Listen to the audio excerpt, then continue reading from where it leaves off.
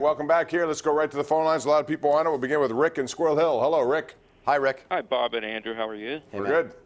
Hey, if the Penguins make a trade, I think they definitely have to get a physical presence. After watching the Washington game the other day, Wilson had alone 13 hits. And remember, that was just one game. If they play a series, that's anywhere from 4 to 7 games. And then they have to play maybe Boston or even Tampa. I just think they have to get a better physical presence. Would you take Wayne Simmons? How about Reeves, getting him back? Not happening. No, that's not going to happen. I don't know if they have to. I think as long as they complete their checks, and I think they've done that well this year. I mean, I look at a guy like Brandon Tanev, who was 192 hits going into the game tonight. I don't know what he had tonight. There are a lot of guys on that team who play that way, but I think more importantly, to your point, and thank you for the call, Rick, I think the Penguins need to stop if they're tempted to retaliate. In the past, we have seen them get all perplexed, emotionally out of whack, and then they take penalties. Malkin has been principal upon this, so is Chris Letang. That's where it gets a problem, and I think Mike Sullivan addressed that the other day. He said, we can take the hits. We just can't reply to the hits in a negative way. Sullivan's mantra was just play when they won their back-to-back Stanley Cups. And so I think they got in trouble, Jim Rutherford did, when he started to chase tough guys, right, Bob? Ryan Reeves, then Sullivan didn't want to play him.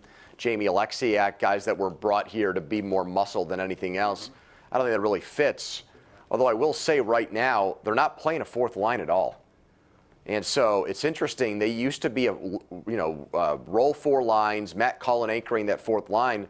Look at the minutes tonight and the shifts for guys like Galchenyuk and Lafferty. They're not playing. And it's only early February. I think you're going to wear your team down if Mike Sullivan continues to basically play 3 lines and 5 defensemen. Marilyn in Munhall is on the hotline right now. Hello, Marilyn. Hi, Marilyn. Hi, how you doing? Good, thank you. What's the difference between roughing and high sticking? Well, high sticking is high sticking. It's a stick to the face, stick up in the the facial grill area, or anywhere. That's low sticking. Or grill, okay, that grill. I was thinking of the grills, Bob. You got grills.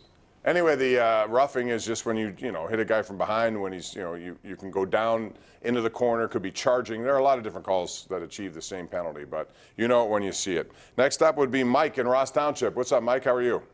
Hey, Bob Pony, how you doing tonight? Hey, Good. Mike. Hey, I want to call out and give Pony credit for. I heard him saying before the All-Star break that Malkin was the best player on the team, and I agree. I mean, I heard Phil Bork say it. Phil Bork say at the All-Star break that Malkin was his #1 star. All year long, all I heard is Getzel and Rust, and they've had good years, no doubt about it. But look who they've had passing to them, Malkin. Well, Gensel's out now, so he was their only All-Star, if you remember. Well, yeah, I remember that, but it's about time that Malkin got his due for the year he's having. He's having a heck of a year. Specifically when Crosby went out, and it's really interesting, Pony, how that happens.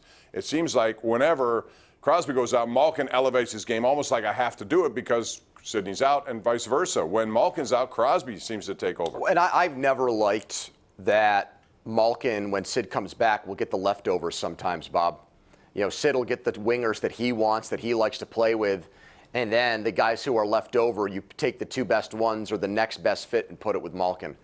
And so when he gets a chance sometimes to go up and play with either Gensel or Rust, take the 2 wingers that are outside of Crosby, I think we see the numbers go up. I do think, I'm with you, that there's a mental side of it where he likes the challenge of carrying the team, and that's hard to fake once Sid comes back. It's hard to talk yourself into that. Mark DiStefano on Twitter says he has a pizza for the fan cave. Do you like that? You can bring it out, nice Mark. slices of pepperoni there. Yeah, it looks pretty good. And then Gary says, are those beer taps real? Sure, but you don't think we do a fake bar here, do you? And Jeremy Hillman on Twitter, at KD Pomp, at the Pony Show, said, Pony Express, I'm sorry. Which is it? And I always get confused. Pony Express. Yes. Too much passing on the 5-on-3, constantly looking for the perfect shot. And I think that's the temptation the Penguins find themselves in when you have a bunch of talented guys. And when you play Tampa, I think it's easy in a game like that because of the way Tampa plays to want it to be a skill on skill, up and down game. Anything you can do, I can do better type of affair. Mary in Monroeville joins us right now on the hotline of the Ireland Contracting Nightly Sports Call. Hey, Mary. Hi, Mary. Mary. Hello? Go ahead. Yes, Mary from Monroeville. Go ahead, Mary. Let's go, Penguins! All right, Mary. Let's go to Heidi on Route 30. Heidi, are you driving? No, I'm not, but I just want to tell you, I love Selena Pompeani. I love your daughter. I love the KDKA program, PTL, and this little show here is grand. Well, and thank I'll tell you, it's the best. KDKA is one of the best TV programs.